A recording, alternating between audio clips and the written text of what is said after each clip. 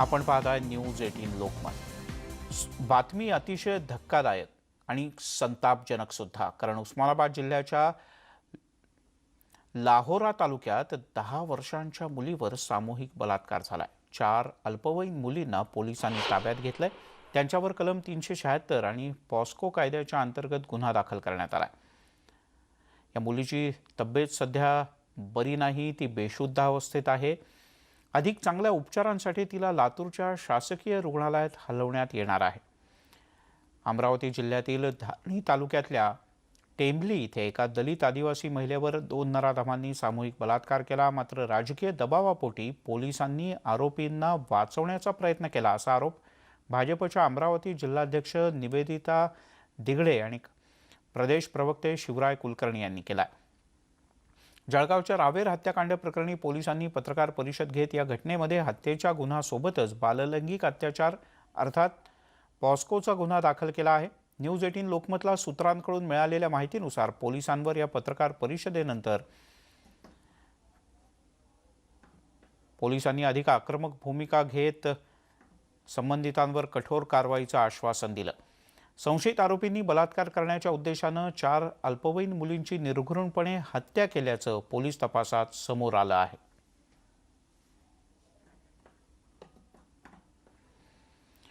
बातमी आहे उस्मानाबादमधली अशीच धक्कादायक। एकीकडे आपण नवरात्रीत नारी शक्तीचा उत्सव साजरा करत असतो, पण दुसरीकडे महिला सुरक्षेचं भीषण वास्तव समोर आलंय। उस्मानाबाद जिल्ह्याच्या लाहोरा तालुक्यात 10 वर्षांच्या मुलीवर सामूहिक बलात्कार करण्यात आला। 4 अल्पवयीन मुलांना पोलिसांनी ताब्यात घेतलंय। त्यांच्यावर कलम 376 आणि पॉस्को कायद्याअंतर्गत गुन्हा दाखल करण्यात आलाय। मुलीची तब्येत ठीक नाही, ती बेशुद्ध अवस्थेत आहे। चांगल्या उपचारांसाठी तिला लातूरच्या शासकीय रुग्णालयात हलवण्यात आलंय।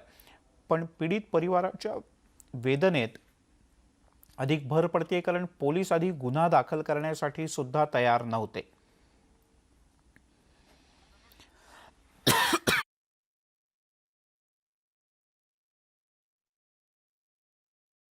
पोलिस हे प्रकरण दडपण्याचा प्रयत्न करत आहेत। मुख्यमंत्र्यांसमोर हा विषय येऊ नये म्हणून मुख्यमंत्र्यांना माझी विनंती आहे, या निमित्तानं आपण पोलिसांना ज्या विचारला पाहिजे, गृहमंत्र्यांना ज्या विचारला पाहिजे।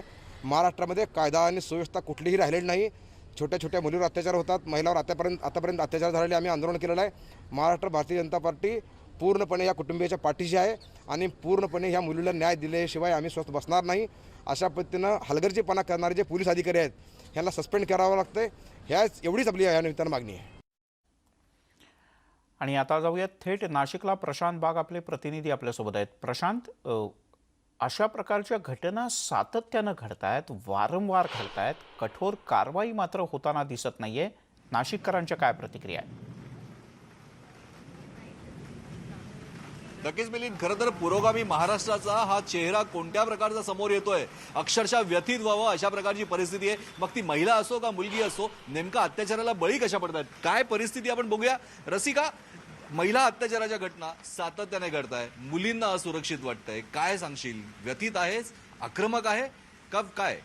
प्रचंड व्यथित आहे, आक्रमक आहे। सर्वात जास्त म्हणजे चीड येते या समाजाची की कोणत्या समाजात आम्ही आज जगतोय। पुरोगामी महाराष्ट्र म्हणून घेणाऱ्या महाराष्ट्रासाठी खरंच लज्जास्पद अशा गोष्टी आहेत। आज एकही क्षेत्र असं नाहीये की जिथं महिला पुरुषांच्या खांद्याला खांदा लावून त्याच्यापेक्षाही वर आहेत, असं एकही क्षेत्र आज राहिलेलं नाहीये।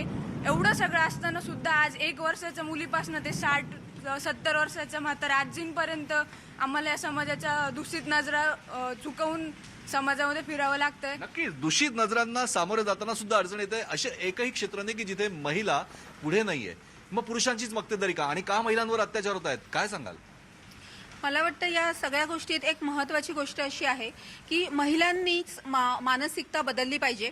मला असं वाटतं याची सुरुवात घरातून झाली पाहिजे की आपल्या आईने, मग ती अगदी शेतात राहणाऱ्या झोपडीतली आई असेल किंवा शहरातली एखाद्या उच्चभ्रू वस्तीतली आई असेल, तिने आपल्या मुलाला लहानपणापासून समानता मुलींना देण्याचं महत्त्व, मुलींना त्यांना एक तुम्ही एक मुलगी सुद्धा एक आपण म्हणतो मनुष्य प्राणी आहे आणि तिला तुम्ही समानतेने वागवा, हे प्रत्येक आईने मुलाला घरी शिकवलं पाहिजे। मला असं वाटतं महिलांचीच ही जबाबदारी आहे आणि आईने सुद्धा ही जबाबदारी घेतली पाहिजे। मानसिकता सगळ्यात महत्वाची। महिला ही अबला नाही तर सबला आहे।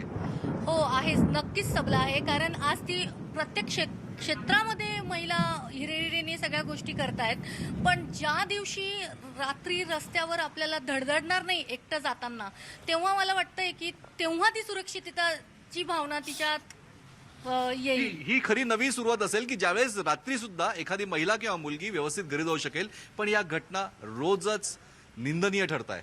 नक्कीच पुरोगामी महाराष्ट्र म्हटलं तर कुठेतरी छत्रपती शिवरायांच्या विचारांनी हा महाराष्ट्र ओळखला जातो. ज्या शिवरायांनी स्त्रीला आईची उपमा देऊन माघारी पाठवलं, त्याच शिवरायांच्या महाराष्ट्रात जर अशा घटना घडत असतील तर काय उपयोग आहे? नवरात्री तुम्ही 9 दिवस स्त्रीचा सन्मान करता, स्त्रीला मातेचा दर्जा देता, तिथंच जर असं घडतंय, स्त्रीचा अपमान म्हणजे तिच्या तत्वाचा अपमान, तिच्या चारित्र्याचा अपमान, तिच्या मांगल्याचा अपमान आणि तिच्या प्रतिव्रतेचा अपमान. मग कशाला वाचायचं रामायण आणि कुणाला सांगायचं महाभारत? महत्वाचा मुद्दा आहे. हे खरोखर ही अत्याचार, ही मानसिक विकृती आहे. नक्कीच म्हणावं लागेल. आजच्या समाजामध्ये अशी खूप विकृत माणसं आहेत.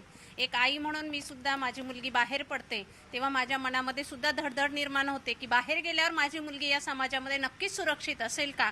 पण मी माझ्याच मुलीला सांगते की आता हे नवरात्र आहे, हे फक्त 9 दिवसांपुरतं पाळू नको, तर प्रचंड दुर्गा बन, मोठी बन आणि या विकृत समाजाला ठिकाण्यावर आणण्याचं काम हे या मुलींचंच आहे. मुली सक्षम झाल्या पाहिजे. जेव्हा महिला आणि मुली स्वतःहून सक्षम होतील तेव्हा नक्कीच या विकृत माणसांवर आपण नियंत्रण आणू शकतो. आणि सगळ्यात महत्वाचं आहे म्हणजे की अत्यंत महत्वाचा मुद्दा यांनी मांडलाय मिलिंद, की नवरात्रीच्या देवीची सगळी जी रूपं आहे, मग ती कधी दुर्गा असते, कधी आदिशक्ती असते, तर कधी रणचंडी असते. या महिलेनं स्वतःची मानसिकता बदलणं आवश्यक आहे. पुरुषी विकृत मानसिकतेला धडा द्यायचा असेल, लढाई द्यायचा असेल तर सगळ्यात पहिल्यांदा बदल स्वतःतनं करा आणि घरातनंच झाला पाहिजे. मिलिंद. प्रशांत, गेल्या काही काळात महाराष्ट्रात ज्या पद्धतीच्या घटना घडलेत, पोलीस म्हणतात की आम्ही कारवाई करतोय, प्रशासनानं सांगितलंय, गृहमंत्र्यांनी सांगितलंय की एखाद्या विशिष्ट केसमध्ये उज्ज्वल निकम यांची नियुक्ती झाली आहे, आरोपींना ताब्यात घेतलंय, कठोर कारवाई केली जाईल. पण असं का होतंय की या घटना थांबत नाहीयेत? नक्कीच असं का होतंय की या घटना थांबत नाहीये? आणखीन याचमुळे खरं तर महिलांमध्ये सगळ्यात पहिल्यांदा जो संताप तयार होतो तो याच आहे. मला तुम्हाला सगळ्यांशी बोलायचं आहे की महाराष्ट्रामध्ये गेल्या दिवसांपासून, गेल्या महिन्यांपासून किंवा अनेक वर्षांपासून सातत्यानं घटना घडताय, महिला अत्याचाराच्या घटना घडताय, महिला बळी पडतायत, गृहमंत्री तिथे पोहोचतायत, पोलीस दावे करतायत. आणखीन त्याच ठिकाणी उज्ज्वल निकम यांची नियुक्ती केल्याची, म्हणजे नुकतीच जळगावची घटना म्हटली तर ती आहे. काय सांगशील, हे फक्त उपचार आहेत?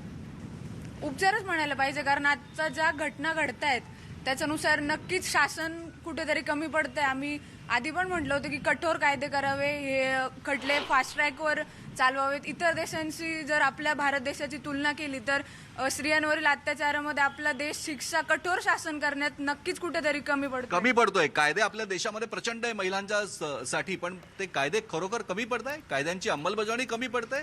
काय सांगाल? निश्चितच कायद्यांची अंमलबजावणी कमी पडते आहे आणि म्हणण्यापेक्षा शिस्तीचा धाक हा सामान्य लोकांना राहिलेला नाहीये, किंवा जे रूल्स फॉलो करायला पाहिजे किंवा असं काही केलं तर मला मोठ्यात मोठी शिक्षा होऊ शकते, हा कुठलाही धाक किंवा ही कुठलीही भीती सर्वसामान्य माणसांना राहिलेली नाहीये. आणि खरं तर याचं श्रेय आहे. आणि दुसरी एक गोष्ट मला अशी सांगावीशी वाटते की शिक्षण सुद्धा या सगळ्या गोष्टीतनं मला वाटतं मुलांना आणि मुलींना याच्यातनं मोठं करेल. जसं मी आजच वाचलं, पद्मलक्ष्मी तिरपुडे म्हणून एक मोलमजुरी करणारी, दगडविटा विकणारी, त्याच्यानंतर समोसे विकणारी जर बाई, अशी नाशिकमधली बाई आज जर का पोलीस उपनिरीक्षक पदी जाऊ शकते, तर मला असं वाटतं की प्रत्येक स्त्रीने असं समजलं पाहिजे की मलाही स्वतःला शिक्षण घ्यायचंय. मग ते तुमचं शैक्षणिक असेल किंवा तुम्हाला सामाजिक बांधिलकी असेल. नक्कीच. आणि मग खऱ्या अर्थाने ती महिला ही खऱ्या अर्थाने ही अबला नाही तर सबला होऊ शकेल. उपचार होतोय राजकीय नेत्यांपासून, पोलिसांकडनं दावे केले जातात, पण गुन्हे काही कमी व्हायला तयार नाहीये. मग ती घटना कधी उमरग्याची असते तर कधी घटना जळगाव जिल्ह्यातल्या रावेरची असते. मिलिंद. आणि म्हणूनच तीव्र संताप व्यक्त होतोय प्रशांत. राज्यभरातून, महिला वर्गातून अधिक प्रमाणात हा तीव्र संताप व्यक्त करण्यात येतोय की शेवटी हे किती सोसायचं. बुलेटिनमध्ये घेऊयात एक छोटासा ब्रेक.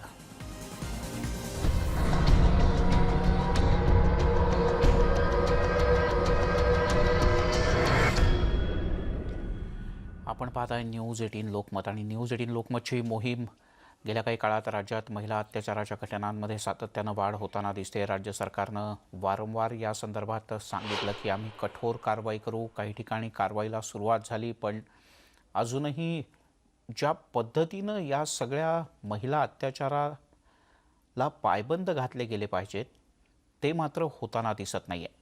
राज्याच्या महिला आणि बालकल्याण मंत्री यशोमती ठाकूर यांच्या जिल्ह्यात सुद्धा महिला सुरक्षित नसल्याचं समोर आलंय.